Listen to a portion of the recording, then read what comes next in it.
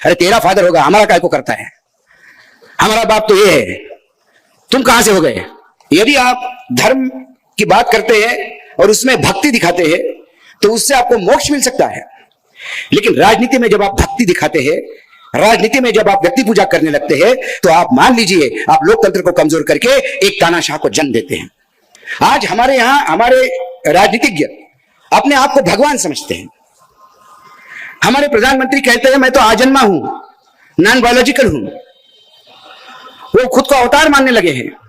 और जब आप अपने आप को भगवान मानने लगते हैं तो फिर आप तानाशाह है, और जब आप तानाशाह होते हो तो फिर संविधान खत्म हो जाता है। हमारे यहां कहावत है बंदर के हाथ में वस्तुरा। नाई के हाथ में वस्तुरा हो तो ठीक है, वो दाढ़ी बना सकता है, बाल काट सकता है, लेकिन बंदर के हाथ में जब वस्तुरा जाता है तो वो कितने लोगों को जख्मी करेगा और खुद को भी कितना जख्मी करेगा, इसकी कोई गारंटी नहीं है।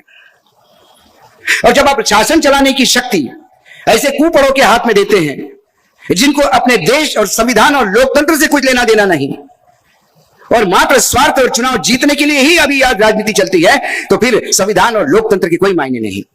कार्यपालिका का काम है कि वो संविधान के अनुरूप, यदि विधायिका गलती करता है तो कार्यपालिका उसको सुधारता है कि सर ऐसा नहीं, आपको ये गैर कानूनी होगा, इसको आपको ठीक करना पड़ेगा। लेकिन हमारी कार्यपालिका 2 कदम आगे है।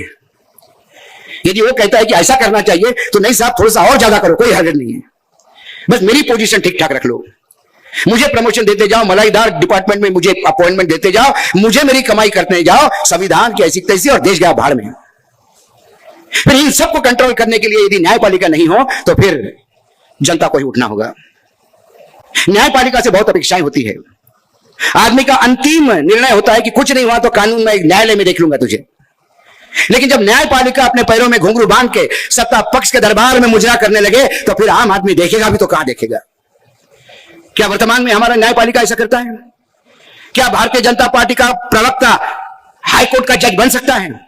और यदि भाजपा का कोई प्रवक्ता, एक महिला प्रवक्ता थी, वो हाईकोर्ट की जज बनाई गई, क्या अपेक्षा है उससे? वो अपने पार्टी के प्रति विचारबद्धता होगी उसकी, या अपने उस सोच के प्रति प्रतिबद्धता होगी? संविधान की कौन चिंता करता है? लेकिन पता पड़ा कि ये गलती हुई कैसे? बाद में पता पड़ा कि भूषण गवई ने अपने भांजे को भी कर दिया 45 साल के, और ये डील था, आपके प्रवक्ता को मैं बना दूंगा, मेरे भांजे को भी बना दूंगा, आप मेरे भांजे के बारे में मत बोलना, मैं आपके प्रवक्ता के बारे में नहीं बोलूंगा। आपसी स्वार्थ में न्यायपालिका को डुबाने के लिए ये लोग यदि आते हैं तो ऐसे न्यायमूर्ति से क्या अपेक्षा की जाती है? हमारे चंद्रचूड़ साहब बार बार भाषण देते थे कि न्याय होना मतलब नहीं है, होता हुआ न्याय दिखना चाहिए। यह न्यायपालिका का पहला एक प्रिंसिपल है। वो चुनाव के बाद बिहार में चलते चुनाव में 10-10 हजार रुपए महिलाओं के अकाउंट में गए। यह आचार संहिता का उल्लंघन था। चुनाव खत्म होने के बाद राजनीतिक दल गए कि साहब ये हुआ है, आचार संहिता का उल्लंघन हुआ है। सर्वोच्च न्यायालय ने कहा कि अरे चुनाव हारने के बाद आ जाते हो यार, फालतू की बात करते हो, छोड़ो। सर्वोच्च न्यायालय कहता है। उसके बाद आसाम में चुनाव है, चुनाव के पहले लोग पहुंच गए, बोले साहब बताओ ये मुख्यमंत्री एक गन लेके मुसलमानों के सामने ऐसा फायरिंग करते हुए दिखाई दिया है, और ये बीजेपी ने रिलीज किया है, बाद में भले ही विड्रॉ किया, लेकिन एक संविधान पद पर बैठा हुआ आदमी ऐसा करता है। तो वही बेंच वर्तमान मुख्य न्यायाधीश की वो कहती है कि अरे चुनाव के पहले यहां आके चुनाव, सुप्रीम कोर्ट को चुनाव का आंकड़ा बनाते हो, गजब। चुनाव के बाद आए तो हारते हुए इसलिए आते हो, चुनाव के पहले आए तो चुनाव का आंकड़ा बनते हो, तो फिर हम जाए कब? 10-10 हजार रुपए ट्रांसफर होते हैं तो महिला के बेनिफिट के लिए होते हैं, और स्टालिन ने एक योजना घोषित की तो सुप्रीम कोर्ट ने स्टालिन को कहा जनता के पैसे लुटाने के लिए है क्या? तो फिर जनता के पैसे महाराष्ट्र में जो लुटाने के लिए है क्या? जो मध्य प्रदेश में हुआ वो लुटाने के लिए है क्या? जो बिहार में है वो लुटाने के लिए है क्या? यदि न्यायपालिका किसकी सरकार है, इस चश्मे से यदि न्याय देना होगा तो थू है ऐसी न्यायपालिका पे नहीं हमारे न्याय की अपेक्षा इनसे। हमने तो कहा था कि सर्वोच्च न्यायालय ने बाहर बोर्ड लगा देना चाहिए कि यहां सिर्फ विपक्ष के कोई एंटरटेनमेंट नहीं होगा, विपक्ष नहीं आएगा। एक न्यायाधीश के यहां नोट के बंडल मिलते हैं, वो इस्तीफा देने से मना करता है, बोलता है नहीं दूंगा, जा तुमको जो बनता सो कर लो। उसके बाद उसके ऊपर महाभियोग आता है तो उसकी चर्चा तक नहीं होती, उसका नंबर तक नहीं लगता लोकसभा में। एक यादव करके न्यायाधीश है इलाहाबाद हाईकोर्ट के, वो बोलता है ये संविधान कुछ नहीं है, न्याय तो बहुसंख्या के आधार पर होगा। संविधान का उल्लंघन है। उसको सुप्रीम कोर्ट ने बुला के बोला, क्या बोल दिया, माफी मांगो। वो बोला मैं देखता हूं, बाहर जाके बोला मैं माफी नहीं मांगूंगा। वो अभी भी न्यायाधीश बैठा हुआ है और ये कुछ उसका नहीं कर पाएगा, क्योंकि उसका भी महाभियोग दिलाओगे तो जिसने बहुसंख्यकवाद की बात की होगी उसको ये कैसी सजा देंगे, किस अधिकार से सजा देंगे? क्योंकि इन्हीं का बोया हुआ बीज है जो एक वैश्यला वटवृक्ष होकर आज न्यायपालिका में बैठा है। तो कहां न्यायपालिका से आप उम्मीद रखोगे? जब न्यायपालिका से भी उम्मीद नहीं है, जब कार्यपालिका से उम्मीद नहीं है, जब विधायिका से उम्मीद नहीं है, तो फिर एक चारा बचता है कि विधायिका बदलो, सरकार बदलो। एक बिल्कुल आप जर्मनी के पैटर्न पे चले। हिटलर ने भी वही किया था, सारा मीडिया अपने कब्जे में कर लिया था। उसके बाद हिटलर जो कहता था पूरा जर्मनी में महिमा मंडन होता था। लोगों को लगता था कि एक नया भाग्य विधाता आया है। उस भाग्य विधाता ने जर्मनी को कहीं का नहीं छोड़ा, क्योंकि जो ऐसे सपने आपको दिखाएंगे जिसका कोई मायना नहीं है, जिसके कोई माए बाप नहीं है, जिसके कोई लॉजिस्टिक नहीं है। जब मोदी जी आए तो बोले कांग्रेस को 60 साल दिए, मुझे 60 महीने दे दीजिए, दे दिए भैया। फिर बोले मुझे 5 साल और चाहिए, दे दिए भैया।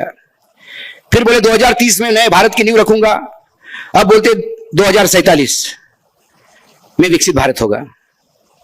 2047 में क्या भारत होगा वो छोड़ दीजिए, वर्तमान में भारत क्या है इस पे ध्यान दीजिए। आज भारत की स्थिति सबसे दयनीय है विश्व में।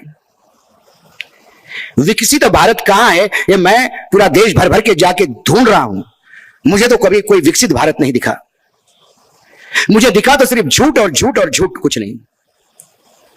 हर जगह पर नरेंद्र मोदी जी जब सत्ता में आए थे तो नरेंद्र मोदी जी ने जो विरासत में लिया था वो 54 लाख करोड़ का कर्जा था देश पे। वर्तमान में हमारे देश पे जो कर्जा है वो 210 लाख करोड़ से ज्यादा का हो गया है। और इस कर्जे के मायने क्या है? ये कर्जा कोई छोटा मोटा नहीं है।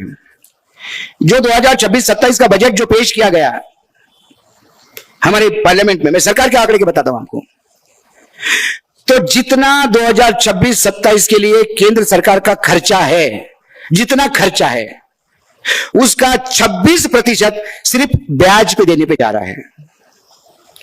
आप इमेजिन करो, आपके घर में यदि आपको 10,000 रुपए तनख्वाह है और उसकी 2,500 रुपए सिर्फ ब्याज के जाते होंगे तो आपकी स्थिति क्या होगी? 14 लाख करोड़ सिर्फ ब्याज दे रहा है देश, और कुछ मुद्दल पकड़ के कुछ इंस्टॉलमेंट भी दे दो ब्याज के साथ, तो वो 19.5 लाख करोड़ का आंकड़ा है। ये आदरणीय वित्त मंत्री ने दिया हुआ है। जितना हमारा इनकम है साल भर का, जिसको हम रिसिप्ट कहते हैं, आवक कहते हैं, उसके 40% हमारी टोटल मिल्कियत की 40% हम सिर्फ कर्ज अदायगी में और ब्याज अदायगी में दे रहे हैं। ये देश कहां से सुधरेगा? फिर हमारे यहां जो कर्जे का रेशियो है जीडीपी का, टेक्निकल बात है ये, लेकिन ये 55% से ज्यादा है। मेरे हिसाब से 30% पे ही आपकी आर्थिक स्थिति हिलने लगती है। बाबा साहब ने जो संघर्ष किया है, बाबा साहब की जब जीवनी पढ़ोगे तो आदमी पूरी जीवनी नहीं पढ़ सकता, बीच में उसको रुक जाना पड़ता है, क्योंकि आगे पढ़ नहीं सकता, वो संघर्ष सोच भी नहीं सकता। फिल्मों में दिखाया हुआ संघर्ष जैसा लगता है। यदि उस महामानव ने पूरे जीवन भर संघर्ष करके हम लोगों को ताकतवर बनाने का प्रयास किया है, और यदि हमारे ताकत के उस हमारी धरोहर पे यदि कोई डकैती डालने का प्रयास कर रहा होगा और इसके बाद में हम चुप है, तो हमसे बड़ी नपुंसक उन्होंने औलादे पैदा नहीं किया, ऐसा मैं मान सकता हूं। या मैं अपने आप को भी गाली दे रहा हूं। मात्र बाबा साहब की जयंती साजरी करने से कुछ नहीं होगा। जयंती पुण्यतिथि को नारे लगा के और डीजे लगा के घूमने से कुछ नहीं होगा। बाबा साहब का काम डीजे लगा के बाबा साहब को आप महिमा मंडित नहीं कर सकते। बाबा साहब के ऊपर गाने गा के महिमा मंडित नहीं कर सकते। बाबा साहब को वाकई आदरांजलि देनी होगी और वाकई आपके मन में सम्मान होगा, तो हम सबको उस संविधान के लिए लड़ना होगा जो संविधान आज धीरे धीरे शयने समाप्ति की ओर हो रहा है।